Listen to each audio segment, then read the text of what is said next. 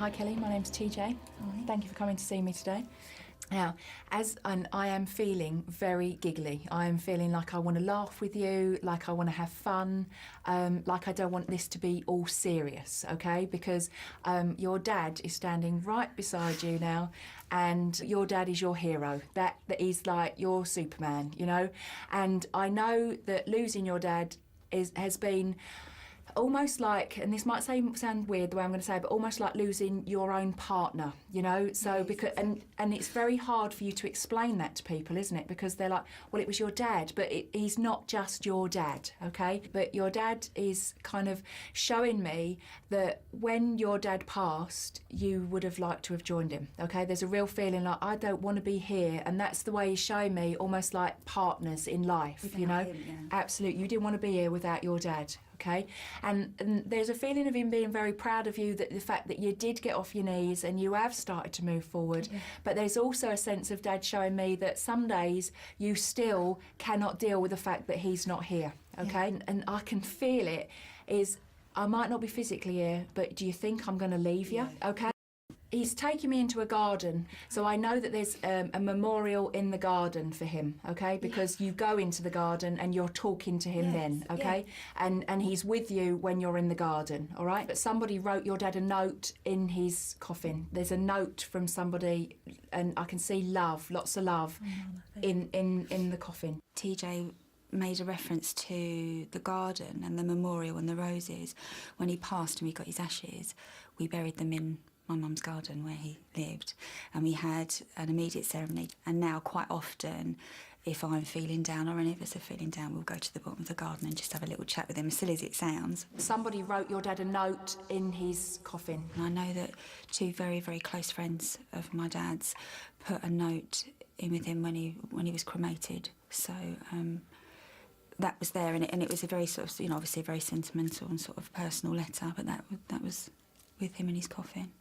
I asked your dad how he passed over, and he said I was in a right old state. So I'm sorry, but you know how he spoke. I have to say it as he gives it to me, and he keeps showing me now being black inside. You know, so now my lungs as well. So it feels like a cancer. Yeah. That's just, I'm completely black inside. He didn't ignore it. He did everything he thought he was supposed to do, and if he'd have realised beforehand, he would have got help quicker.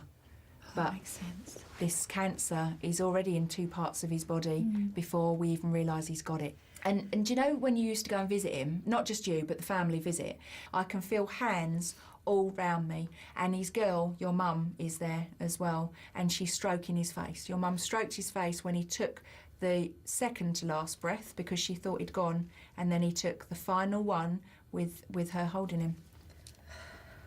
She said she could feel people touching her arms, and that's exactly what we were all around the bed doing, touching his arms.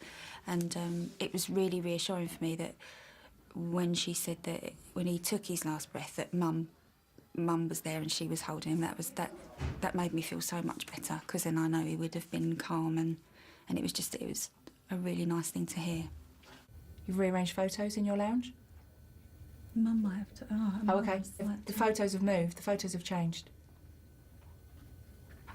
He's so proud of you getting through the funeral, but I don't want everyone dressed in black. He didn't want that's anyone right. dressed in black. He didn't. It's like, you know, you're wearing red today. Yeah. Your dad loves that colour on That's you. why I wore it. It's like you've got to wear the bright colours. Yeah. So he's pleased that not everybody turned up all That's morbid, right. because he wouldn't have liked that at all. He wants you to take Mum out for dinner. Okay? Yeah. There's someone's birthday around now as well, because he's acknowledged. I can hear happy birthday singing really loud in my head, and he wants you to take Mum out for dinner. Okay? It's like, take her out on the tiles. Yeah. All right? I don't know if your mum likes shows, but that's what he's showing me. Big theatre, take her out on the tiles, all right?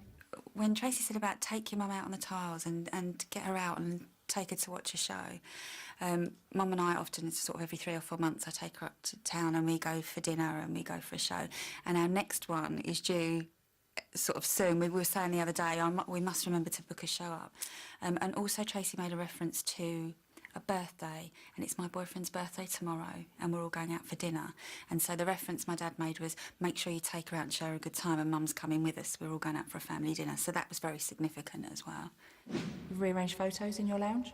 I haven't really been staying at my house this week. I've stayed quite a lot over at my mum's. So it didn't really apply to me. And then so as we came out of the reading, I said to Mum, can you think of any time you've been rearranging the photos? And she has all week, kind of been trying to get them in the right position and move them around. So that was very accurate too. You just got to trust him that he'll guide you the right way. Okay? You always did when he was here. Yeah. So keep doing that. I want to say love to the boys. Okay? Love to the boys. And to the babies, you know, the little ones. And what I heard in my head then was dreams can come true, and you keep dreaming because he's listening. Does that make sense? I hope that's all right, my darling. Your daddy's just drawing his energy back. Okay. It's just made me feel, even in the last sort of hour after it, it's made me feel so much calmer, and it's answered a lot of questions for me, and it's very reassuring to know that he knows what I'm thinking, but he's still around, looking after me.